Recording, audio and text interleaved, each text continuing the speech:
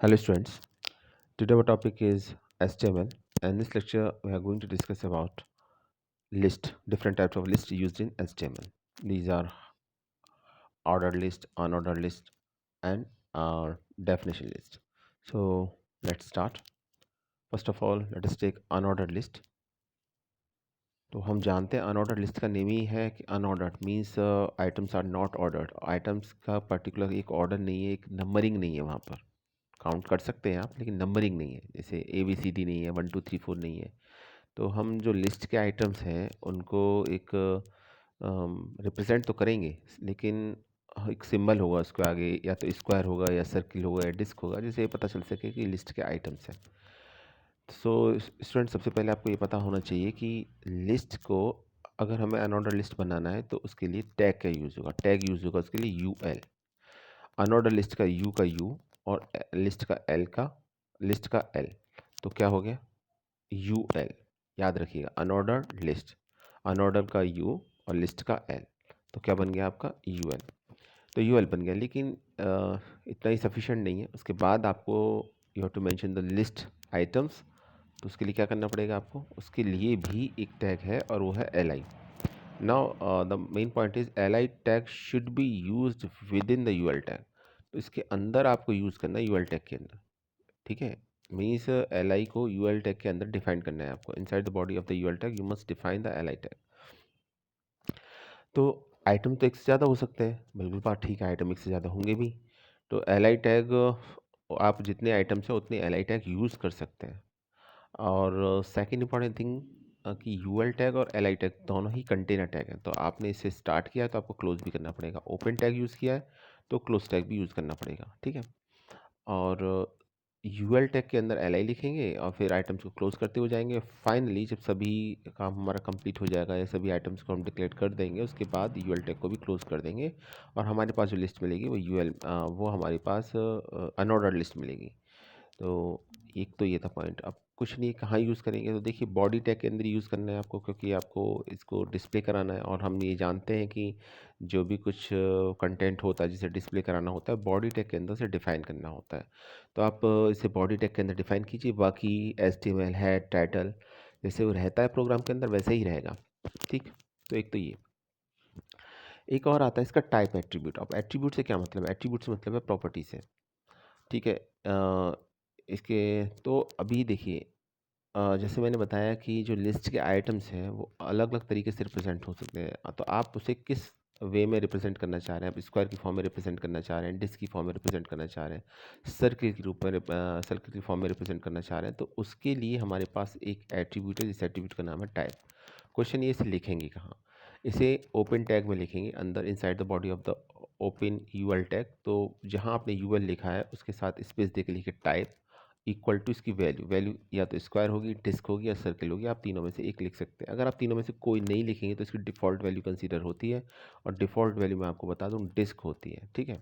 इसे देखिए, मैंने डिस्क को कलर कर रखा है, येलो कलर से मार्क कर रखा है, इसीलिए ये आपको पता चल सके कि अगर टाइप एट्रीब्यूट आप मेंशन नहीं करेंगे तो इसकी डिफ़ॉल्ट वैल्यू कंसीडर होती है. लेकिन अगर आप स्क्वायर में रिप्रेजेंट करना चाह रहे हैं आइटम्स को, या सर्किल की फॉर्म में रिप्रेजेंट करना चाह रहे हैं, तो आपको स्क्वायर और सर्किल रिप्रेजेंट करना पड़ेगा. एक बात थी. दूसरी इंपॉर्टेंट थिंग है, इसको आपको डबल कोट साइन के अंदर लिखना पड़ेगा, क्योंकि ये एक स्ट्रिंग है. ठीक है. आप डायरेक्ट वैल्यू मत लिखिएगा, डबल कोट्स के अंदर लिखिएगा इसको. और फिर हम ओपन टैग को क्लोज कर देंगे. उसके बाद आप लिस्ट के आइटम्स को मेंशन कर सकते हैं. तो ये एक तरीका है लिखने का, टाइप एट्रीब्यूट को यूज़ करने का. याद रखिएगा कि किसी भी टैग के साथ आप कितने भी एट्रीब्यूट यूज़ कर सकते हैं. ये एक एट्रीब्यूट का एग्जांपल था, आगे हम और भी देखेंगे. और तरीका सिर्फ यही होता है इसका. The way of representation of the type of an any attribute is just right that attribute inside the open tag. अंदर लिखना पड़ता है उसकी वैल्यू के साथ. खाली एट्रीब्यूट का नेम लिखना सफिशिएंट नहीं है, you must write the value of the tag also. तो यहाँ पर हमने टाइप इजिकल टू स्क्वायर लिखा है, टाइप इजिकल टू डिस्क या टाइप इजिकल टू सर्किल भी लिख सकते हैं. और याद रखिएगा, एक डिफ़ॉल्ट वैल्यू हमेशा होती है. ऐसा नहीं कि आप नहीं लिखेंगे तो कुछ नहीं आएगा. ठीक, कुछ ना कुछ तो आएगा. अनऑर्डर लिस्ट है तो टाइप किसी ना किसी तरीके से रिप्रेजेंट होगा, तो डिफ़ॉल्ट टाइप डिस्क होता है. चलिए, एक छोटा सा प्रोग्राम है, इसको देखते हैं. अनऑर्डर लिस्ट का प्रोग्राम है. हम एक लिस्ट बनाएंगे. ठीक है. और लिस्ट में डिफरेंट वेजिटेबल्स के नेम लिखेंगे हम यहाँ पर, और उनकी अनऑर्डर्ड वे में एक लिस्ट बनाएंगे। तो अनऑर्डर्ड वे में लिस्ट होगी तो मार्क होगा लिस्ट के आइटम्स के साथ। और ये मान लीजिए आइटम्स हमारे पास बीट रूट है, जिंजर है, पटेटो है, रेडिश है। तो ये आइटम्स है हमारे पास। तो हम क्या करेंगे, देखिए स्टार्ट तो प्रोग्राम HTML से होना है, तो HTML लिखेंगे। जो रूट टैग है हमारा, उसके बाद हेड, और हेड के अंदर या inside of the head tag we must use the title of the web page. तो उसके लिए आपको टाइटल एट्रीब्यूट यूज़ करना पड़ेगा। टाइटल हमने दे दिया HTML अनऑर्डर्ड लिस्ट, सुटेबल भी लगेगा इसके लिए, ठीक भी लगेगा। और उसके बाद हेड को क्लोज कर दिया। Now main program start from body. अब बॉडी से हमारा मेन प्रोग्राम स्टार्ट होता है। अब हमको क्या करना है, हमको बनानी लिस्ट, वो भी कैसी, अनऑर्डर्ड लिस्ट। तो टैग कौन सा यूज़ होगा, UL। अब चाहिए अब सोचिए कि हमको ये चाहिए कि हम स्क्वायर की फॉर्म में लिस्ट के आइटम्स को रिप्रेजेंट करें, यानी स्क्वायर का सिंबल बना हुआ आ जाए लिस्ट आइटम के सामने। तो हम लिखेंगे UL space type equal to square, double quotes के अंदर लिखेंगे स्क्वायर को, और फिर इस टैग को जो एरो सिंबल के अंदर दोनों को मार्क कर देंगे, जो पहचान होती है टैग की। अब उसके आइटम्स, तो आइटम्स, पहला आइटम्स है बीटरूट, तो LI के अंदर लिखेंगे। देखिए मैंने LI और /LI के बीच में बीटरूट को लिखा है। इसी तरह से दूसरे अदर आइटम्स, जितने भी आइटम्स हैं आपके लिस्ट के, जिंजर हो गया, पोटैटो हो गया, रेडिश हो गया, सबको लिख दीजिए। और भी अगर आपको लिखना चाहते हैं तो वो भी लिख दीजिए, लेकिन याद रखिएगा टैग को क्लोज करना ना भूलें आप। और जब आप सभी आइटम्स को लिख लेंगे तो फाइनली आता है कि आप UL टैग को भी क्लोज कर दें। तो देखिए सबसे लास्ट में मैंने रेडिश के बाद जब LI लिखा, /LI लिखा, तो उसके बाद मैंने /UL लिखा। इट मीन्स अब हमारी order list unordered list complete हो गई। हमने जितने आइटम्स मेंशन करने थे वो हमने कर दिए, हमारा काम यहाँ कंप्लीट हो गया। अब कंप्लीट हो गया, लिस्ट बन गई आपकी। तो फाइनली अब क्या करना पड़ेगा, अब बॉडी टैग को क्लोज करना पड़ेगा। तो फिर मैंने लिखा /body, और उसके बाद क्या करना पड़ेगा, HTML को भी क्लोज करना ज़रूरी है, क्योंकि वो तो रूट टैग है। तो /HTML।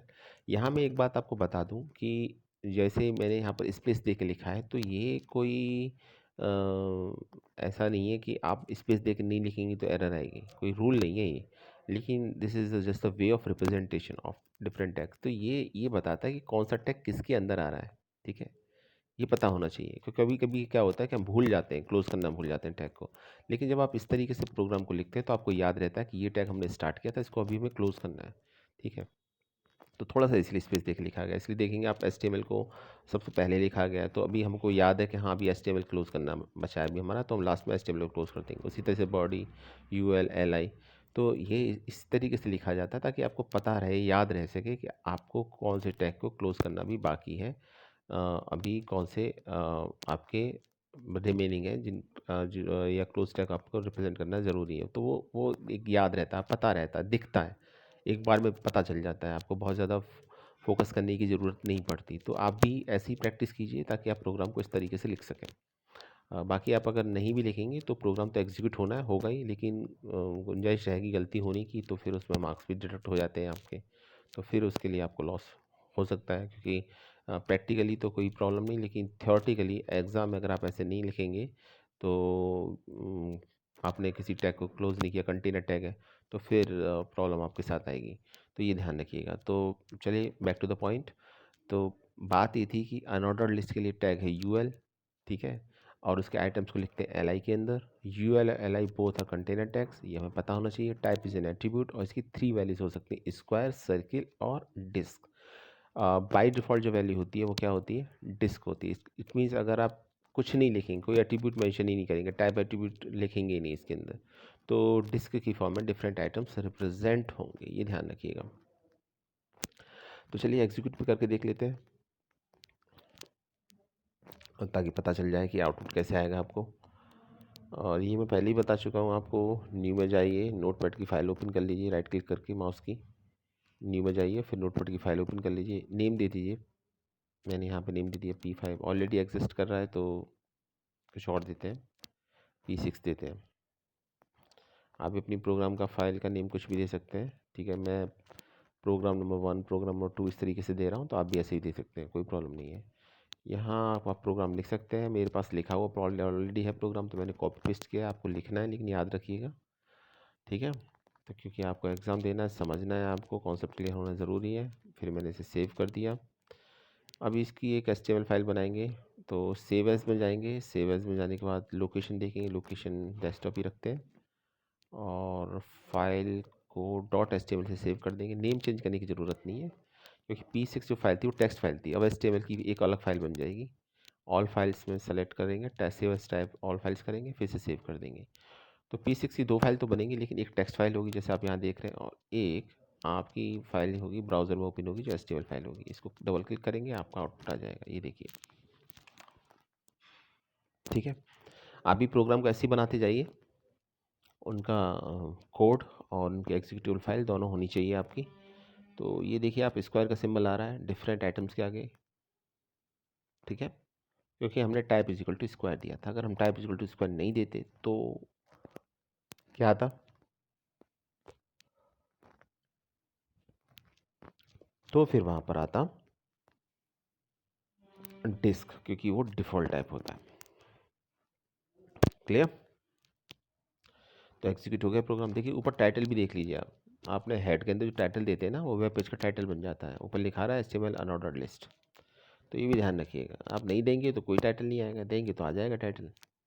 सिंपल सी बात है। ये एक प्रोग्राम हो गया हमारा। अनऑर्डर्ड लिस्ट आई थिंक अभी समझ में आ गई होगी। ये देखिए आउटपुट मैंने यहाँ भी मेंशन कर रखा है। ये किस तरीके का कुछ आउटपुट आएगा।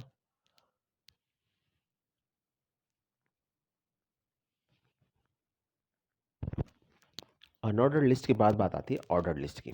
तो जैसा नाम बता रहा है, अब आपको कुछ आइडिया लग भी गया होगा। ऑर्डर्ड लिस्ट में ऑर्डर लिस्ट के आइटम्स काउंटेबल होते हैं। काउंटेबल तो खैर अनऑर्डर लिस्ट के भी होते हैं, लेकिन वहाँ काउंटिंग में शो नहीं होते, वो इस सिंबल की फॉर्म में शो होते हैं। ऑर्डर लिस्ट में ऐसे 1 2 3 आएगा, या रोमन में 1 2 3 आएगा, या ABCD आएगा। इस तरीके से लिस्ट के आइटम्स के आगे नंबर लिखा हुआ आएगा, आपको क्लियरली पता चल जाएगा कितने नंबर ऑफ आइटम्स हैं। ठीक है, तो ऑर्डर लिस्ट के लिए क्या करना पड़ेगा आपको? टैग समझ लीजिए। टैग का नाम है OL। ऑर्डर का O और लिस्ट का L, OL हो गया। ठीक है, लिस्ट आइटम के लिए अगेन सेम टैग यूज़ होगा जो अनऑर्डर्ड लिस्ट में यूज़ हो रहा था। List item LI, list item का L, लिस्ट का L और आइटम का I।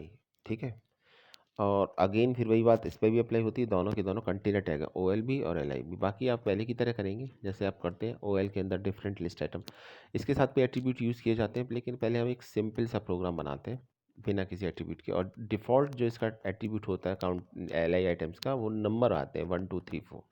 यानी आप कोई टाइप मेंशन नहीं करेंगे तो 1 2 3 4 की फॉर्म में डिफरेंट लिस्ट आइटम्स रिप्रेजेंट होते हैं। तो आइटम्स तो फिर भी वही हैं इसके जो पिछली बार थे, बस इस बार हमने एक थोड़ा सा चेंज कर दिया है कि हमने UL नहीं लिखा, UL की जगह OL लिखा है। और OL भी में हमने कोई एट्रीब्यूट यूज़ नहीं किया।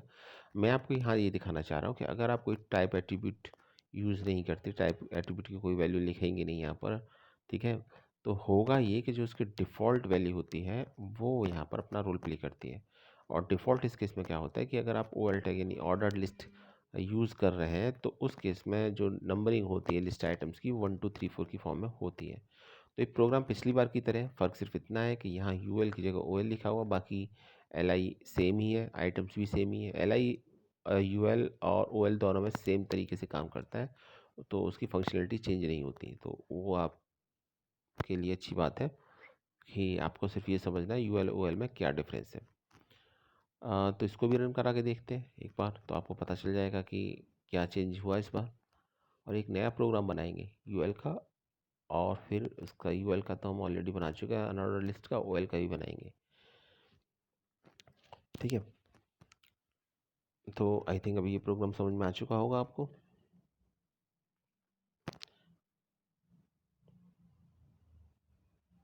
और फिर से एक बात मैं दोबारा से रिपीट कर देता हूँ।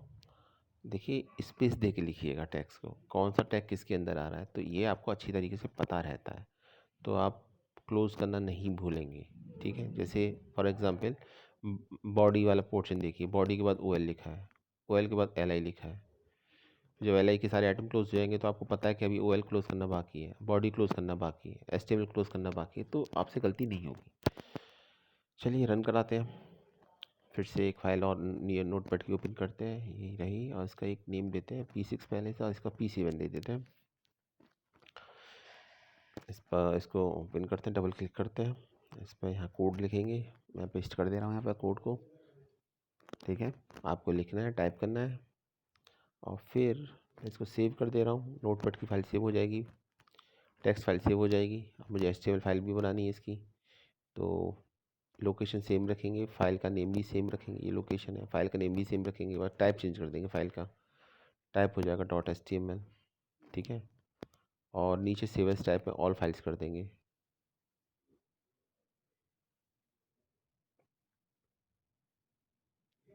ये देखिए, क्लिक कीजिए, ये हो गया। देखिए नंबर आ रहा है 1 2 3 4।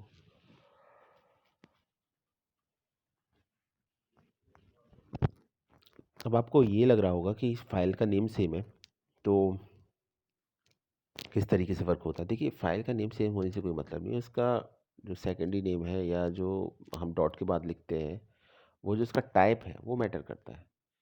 अभी ये नोटपैड की फाइल थी तो नेम सेम है, तो उसका टाइप टेक्स्ट फाइल था, .txt लिखेंगे उसके लिए। और अगर HTML की फाइल है तो .html लिखेंगे। तो नाम सेम होने के बावजूद भी वो डिफरेंट फाइल की तरह बिहेव करेंगी, इसलिए लोकेशन सेम होने पर भी दोनों अलग अलग तरीके से शो हो रही है। तो वो टेंशन आपकी नहीं है, आपको टाइप चेंज कर देना है, नाम आप सेम रखें तो भी कोई फ़र्क नहीं है। बिल्कुल ऐसे ही जैसे मान लीजिए दो स्टूडेंट है, एक प्रवीण शर्मा है, एक प्रवीण सिंह है, दोनों अलग अलग हैं। कैसे पता चला आपको अलग है? क्योंकि दोनों का नेम तो सेम है लेकिन दोनों का सन नेम अलग अलग है। तो फाइल के साथ भी ऐसा होता है, नेम अगर सेम ही है लेकिन आपने टाइप चेंज कर दिया है तो दोनों अलग अलग फाइल कंसिडर होती हैं। दोनों की लोकेशन सेम क्यों ना हो और दोनों का नेम सेम क्यों ना हो, उससे कोई फ़र्क नहीं पड़ता। अब थोड़ा डिटेल में बात कर लेते हैं टाइप एट्रीब्यूट के और स्टार्ट एट्रीब्यूट के बारे में, ठीक है। तो ये तो अभी हमने बिल्कुल बेसिक प्रोग्राम बनाया, बिल्कुल सिंपल, जिसे हम कहें कि लिस्ट के जो प्रोग्राम बनते हैं। लेकिन इतना भी सिंपल नहीं है, अभी मेन प्रोग्राम आने बाकी हैं आपके। और सबसे पहले बात करते हैं एट्रीब्यूट्स की। तो यहाँ पर 2 एट्रीब्यूट्स बहुत इंपॉर्टेंट रोल प्ले करते हैं। अभी हमने जो प्रोग्राम बनाया without any attribute value use किए हुए बनाया। ये अलग बात है कि उसकी डिफ़ॉल्ट वैल्यू कंसीडर होती है, लेकिन अगर हम चेंज करना चाहें तो क्या चेंज कर सकते हैं। तो देखिए 2 एट्रीब्यूट्स होते हैं, पहला होता है टाइप एट्रीब्यूट और दूसरा होता है स्टार्ट एट्रीब्यूट। तो टाइप एट्रीब्यूट हम ऑर्डर अनऑर्डर लिस्ट के केस में हम ऑलरेडी देख चुके थे। अब ऑर्डर लिस्ट के केस में हमने नहीं देखा। हमने बताया कि डिफ़ॉल्ट वैल्यू होती है 1 से स्टार्ट होती है, ठीक भी है, वो करके भी देख लिया हमने। लेकिन अगर हम चेंज करना चाहें तो क्या चेंज कर सकते हैं, और कौन कौन से टाइप होते हैं इसके, ये समझ लीजिए। देखिए अगर टाइप एट्रीब्यूट ओवल टैग के साथ भी यूज हो सकता है। अगर आप टाइप इज इक्वल टू 1 लिखेंगे तो जो नंबरिंग होगी ना, तो जो वो 1 से स्टार्ट होगी, 1 2 3 4 5 6 इस तरीके से, जो डिफ़ॉल्ट भी होती है। और अगर आप रोमन में करना चाहेंगे, स्मॉल या कैपिटल लेटर्स में, तो वो भी पॉसिबल है, ठीक है। आप उसके लिए कैपिटल आई या स्मॉल आई का यूज़ कर सकते हैं। इवन अगर आप ऐसा भी चाहते हैं कि आप करेक्टर्स यूज़ करना चाह रहे हैं, स्मॉल ABCDE या कैपिटल ABCDE, तो वो भी कर सकते हैं। तो उसके लिए आपको OL type is equal to A लिखना है या OL type is equal to small A लिखना है। कैपिटल ए लिखिए तो कैपिटल ए में काउंटिंग स्टार्ट होगी, ठीक है। और स्मॉल ए लिखेंगे तो स्मॉल ए से काउंटिंग स्टार्ट होगी, ABCDE इस तरीके से स्टार्ट होगी। लोअर केस लेटर या अपर केस लेटर में आप कर सकते हैं।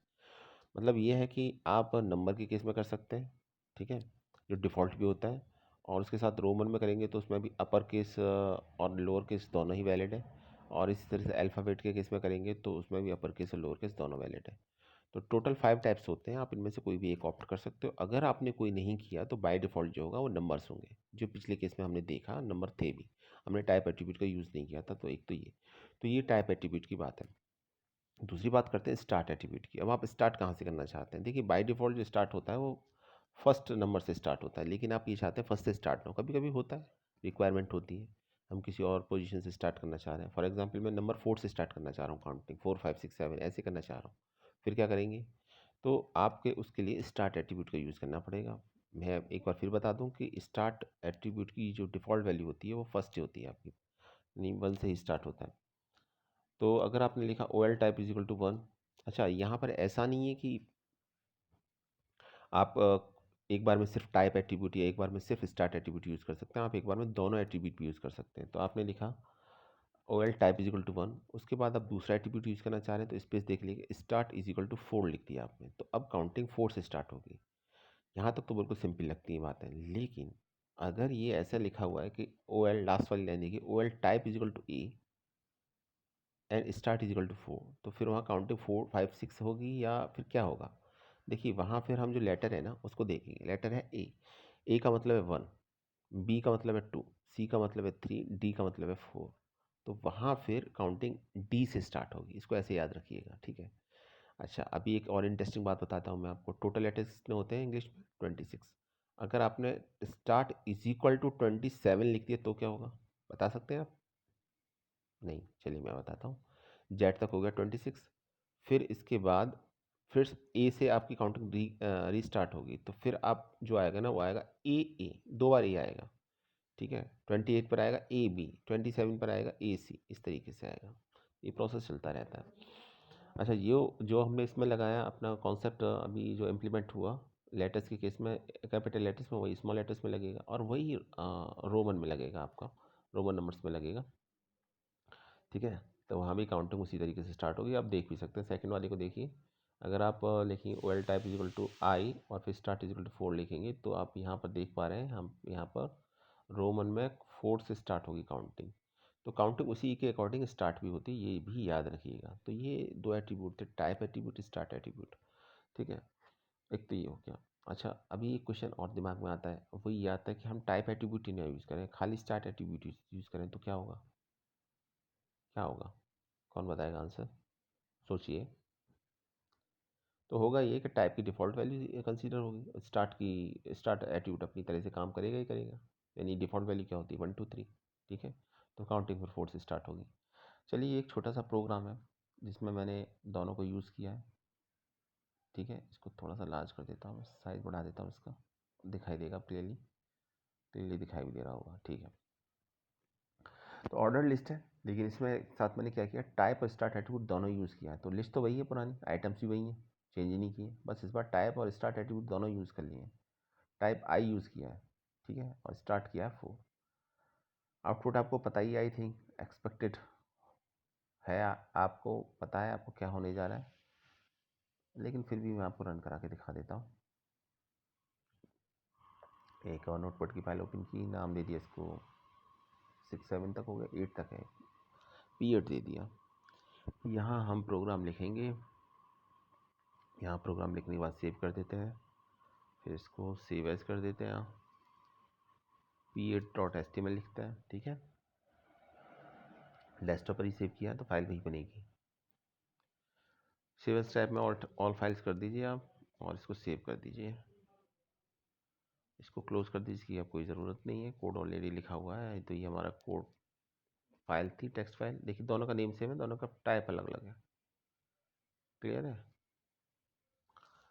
अभी जितनी फाइल है ना डेस्कटॉप पे ही बनाइएगा, और एक फ़ोल्डर बना के जो फाइल आपकी, जो प्रोग्राम एग्जीक्यूट होते जा रहे हैं, उनको उस फोल्डर में, एक फ़ोल्डर के अंदर उसे कलेक्ट करते जाइएगा। बाद में ज़रूरत पड़ती है फाइल बनाने की, प्रैक्टिकल फाइल की, तो वहाँ वो आपके काम आएगी।